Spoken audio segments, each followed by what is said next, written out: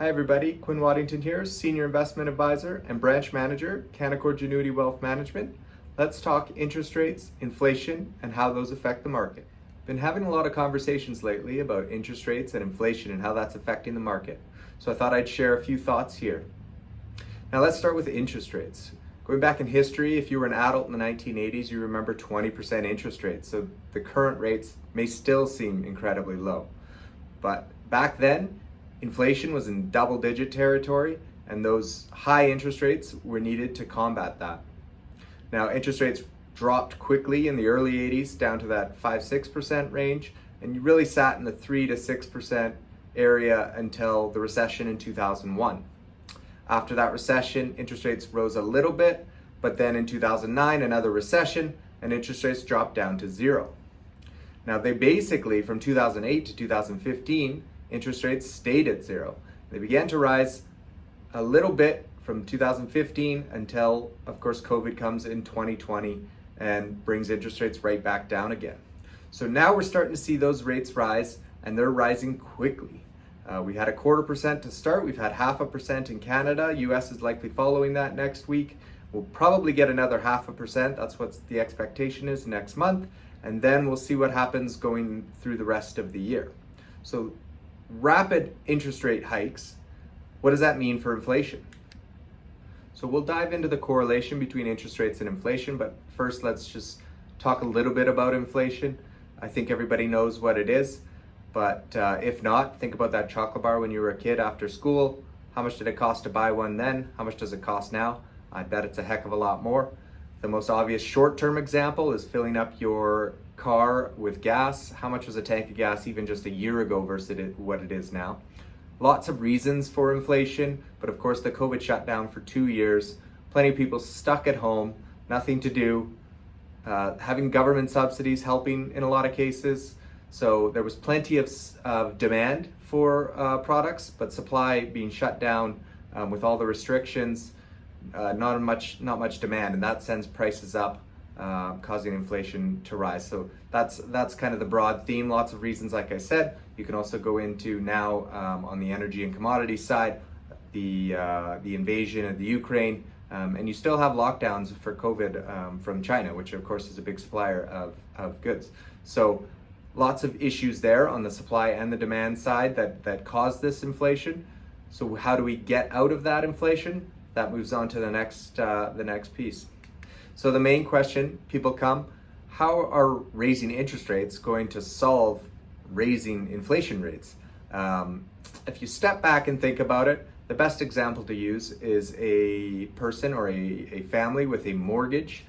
Whether it's variable or fixed doesn't really matter because there's so many people continually rolling over mortgages in Canada that those new rates are going to get set. So it almost always works as if it's a variable on the larger scheme. But imagine you take home $5,000 in family income, your expenses, your bills are $3,000 a month, which leaves $2,000 for your mortgage and any discretionary spending you want to spend.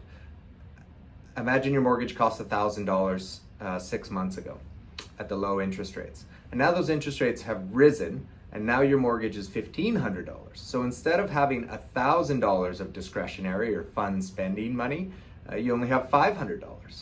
Now, obviously, if rates continue to increase, then that discretionary spending comes down to zero and potentially goes negative, which is where we get into the very difficult problems and the one facing the Federal Reserves around the world right now. A recession or a soft landing, these are terms being thrown about.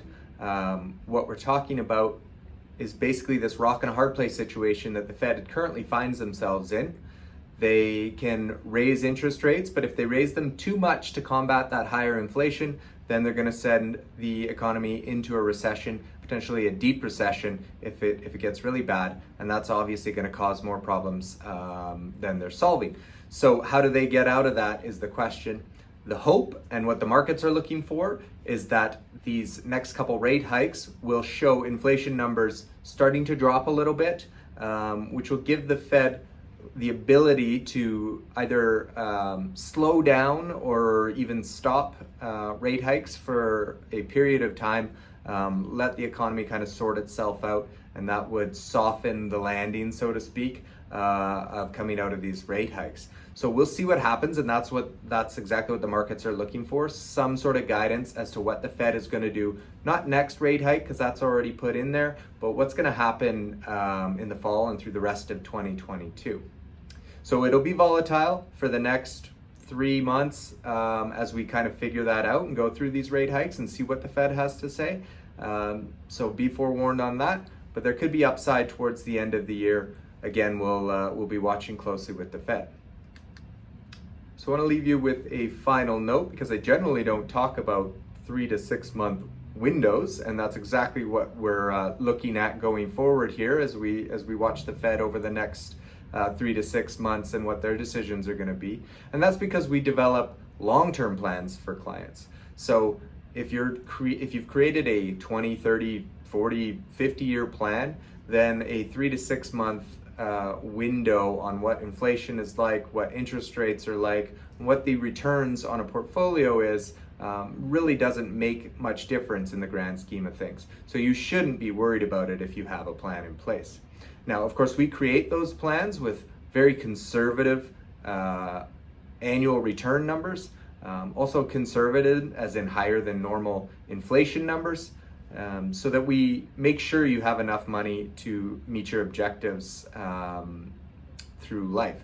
So if you are worrying, if you're looking at your portfolio 2 or 3 times a day, or if you're staying up late at night, it's time to give somebody a call, create that plan for the future, and be able to look past a lot of this noise that we're seeing in the media lately.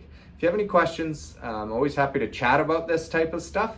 But again, that planning really helps ease the mind and look at dips in the market like we're seeing in a long-term view, always a great opportunity. So great to have that viewpoint. Again, reach out if you have any questions, book a meeting through my website. Happy to chat. Quinn Waddington, Senior Investment Advisor, Canaccord Genuity Wealth Management. Take care, everybody.